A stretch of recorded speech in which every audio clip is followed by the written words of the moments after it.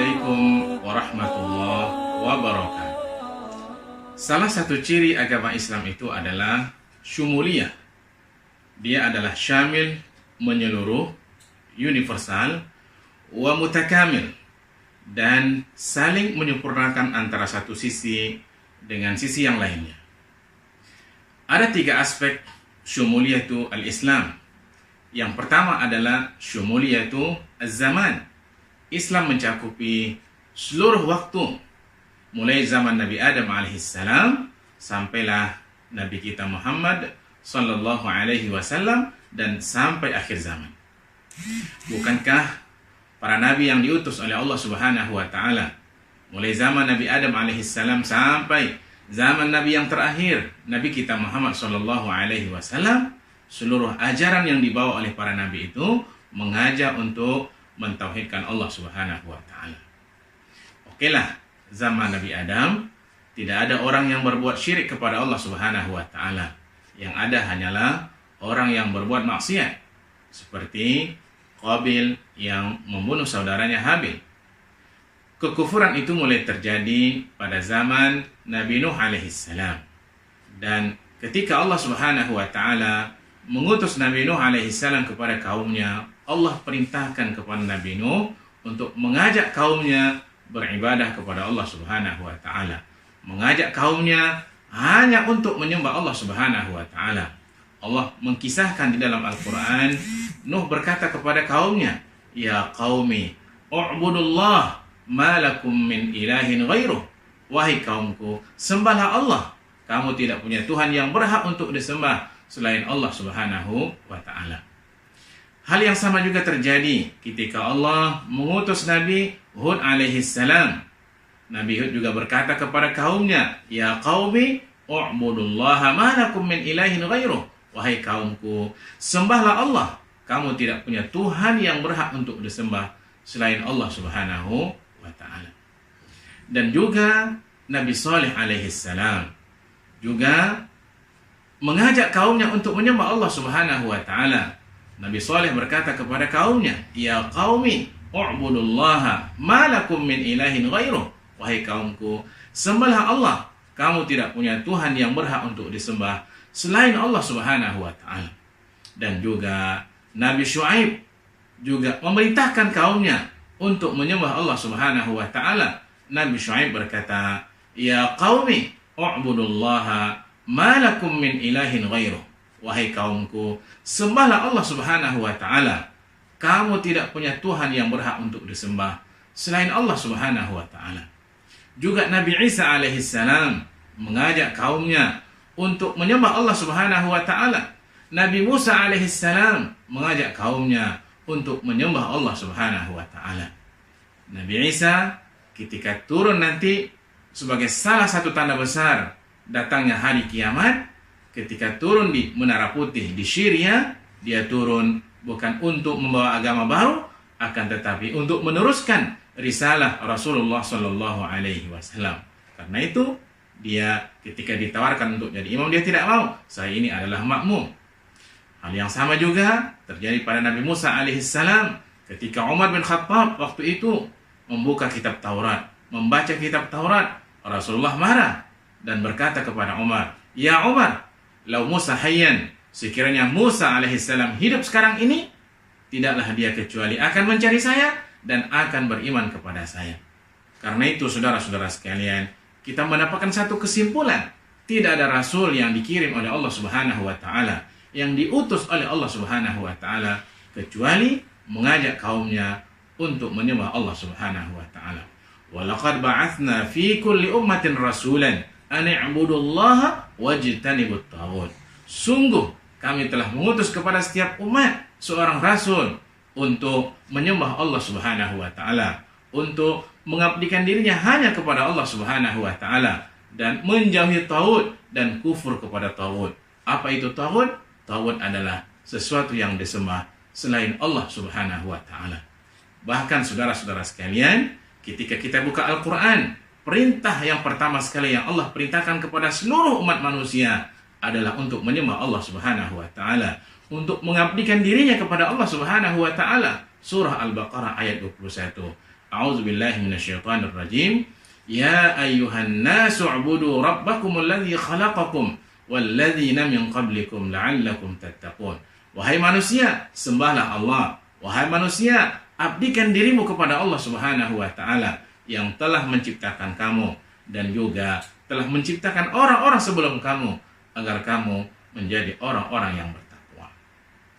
Inilah yang disebut dengan syumuliyatu az-zaman, bahwa Islam mencakupi seluruh rentetan waktu sampai hari akhirat.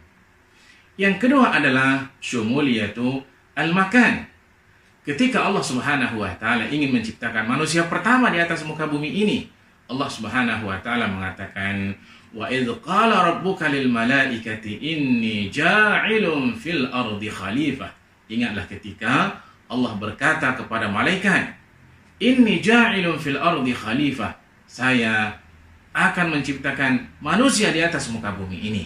Yang namanya bumi, mulai dari utara sampai selatan, timur dan barat, semuanya adalah milik Allah Subhanahu wa taala. Sehingga dimanapun di bumi ini, manusia wajib menjunjung kalimat La ilaha illallah.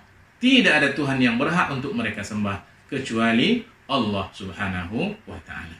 Dan yang ketiga adalah apa yang disebut dengan syumuliyatu al-manhaj, bahwa Islam ini ajarannya menyeluruh, ajarannya sempurna, mulai dari hal yang kecil sampai yang besar, mulai dari masalah urusan pribadi sampai urusan sosial. Karena itu kita melihat ketika kita membuka kitab fikih, kitab yang pertama sekali yang ditulis oleh para ulama adalah Kitabu At-Taharah, kitab tentang masalah bersuci. Kemudian pindah kepada Kitabus Salah, kitab tentang masalah salat. Kemudian Kitabu Az-Zakah, kitab tentang masalah berzakat. Kemudian Kitabu As-Siyam, kitab tentang masalah puasa. Kemudian Kitabu Al-Haji, kitab tentang masalah haji. Ini semuanya adalah sisi-sisi ibadah, di mana merupakan kewajiban bagi setiap individu untuk menjalankannya.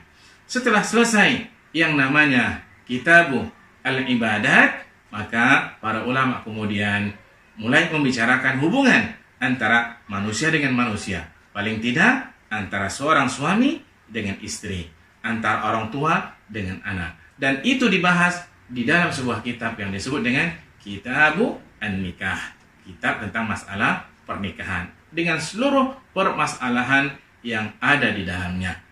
Setelah itu para ulama membahas Kitabu Al-Buyu', kitab tentang masalah jual beli, Kitabu Al-Mu'amalah. Dan setelah itu mereka membahas masalah Al-Jinayah, dan kitabnya dinamakan Kitabu Al-Jinayah, kitab yang membahas tentang apa hukuman bagi orang yang melanggar perintah-perintah Allah Subhanahu wa ta'ala. Dari susunan kitab ini jelas sekali jemaah sekalian bahwa Islam ini komplit sempurna dari segi ajarannya.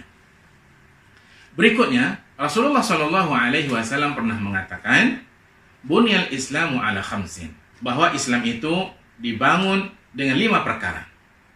Ibaratkan sebuah bangunan, ada pondasinya, ada asasnya, ada tiangnya, ada dindingnya, dan juga ada atapnya. Apa pondasinya? Pondasinya adalah kalimat at-tauhid, la ilaha illallah, Muhammadur Rasulullah Sallallahu Alaihi Wasallam. Kemudian dibangunlah tiang-tiang. Apa tiangnya? Tiangnya adalah salat, tiangnya adalah puasa, tiangnya adalah zakat, tiangnya adalah haji. Kemudian dibangun dinding-dindingnya. Apa itu dindingnya? Dindingnya adalah masalah ekonomi, pendidikan, akhlak, politik. Kemudian perlu atap untuk melindungi bangunan ini. Apa atapnya? Atapnya adalah ad-da'wah ilallah, al-amru bil ma'ruf wan nahyu 'anil munkar. Dan yang paling puncak daripada dakwah itu sendiri adalah al-jihadu fi sabilillah, berjihad di jalan Allah Subhanahu wa taala. Jemaah sekalian, kita lihat bangunan ini antara satu dengan yang lainnya saling mengokohkan, saling menyempurnakan. Lalu kita lihat bahwa ekonomi yang merupakan dinding dari bangunan Islam ini perlu asas. Asasnya adalah tauhid kepada Allah Subhanahu wa taala. Politik yang merupakan dinding dari bangunan ini ada asasnya. Asasnya adalah kalimat tauhid, la ilaha illallah Muhammadur Rasulullah sallallahu alaihi wasallam. Dan bangunan ini juga bergantung kepada atapnya. Itulah yang disebut dengan jihad, al-amru bil ma'ruf wan nahyu 'anil munkar. Bahwa dinding memerlukan atap, dinding memerlukan tiang, atap, dinding, tiang memerlukan asas. Itulah maksudnya Islam itu mutakamil. Antara satu sisi dengan sisi yang lainnya saling menyokong, saling menyempurnakan. Contoh, kalau kita ingin menerapkan sistem ekonomi Islam, perlu diatur dalam perundangan Islam, perbankan Islam. Dari mana undang-undang itu bisa lahir? Maka perlu kepada orang-orang yang duduk di dewan memperjuangkan undang-undang perbankan Islam. Islam perlu dijaga oleh seorang pemimpin. Maka bagaimana cara memilih pemimpin yang baik? Itu diatur dalam politik Islam. Begitulah yang dimaksud dengan bahwa Islam itu saling menyempurnakan. Demikianlah saudara-saudara sekalian, syumuliyatul Islam yang kita fahami, ya. Karena itu Allah Subhanahu wa taala memerintahkan kepada kita untuk masuk ke dalam agama Islam ini secara kafah, secara keseluruhan. Allah Subhanahu wa taala berfirman, "Ya ayyuhalladzina amanu dukhulu fis-silmi kafah." Wahai orang-orang yang beriman, masuk Islamlah kamu, masuklah kamu ke dalam agama Islam ini secara keseluruhan. Cara berwudu kita harus diatur oleh Islam. Cara sholat kita harus diatur oleh Islam. Berzakat, puasa, haji, cara nikah kita harus diatur oleh Islam. Cara jual beli kita harus diatur oleh Islam. Dan cara berpolitik kita juga harus diatur dan diwarnai dengan nilai-nilai Islam. Itulah maksud perintah Allah, udkhulu fis-silmi kafah. Masuklah kamu ke dalam agama Islam ini secara keseluruhan. Demikian saja saudara-saudara sekalian. Semoga ada manfaatnya untuk saya dan kita semuanya. Assalamualaikum.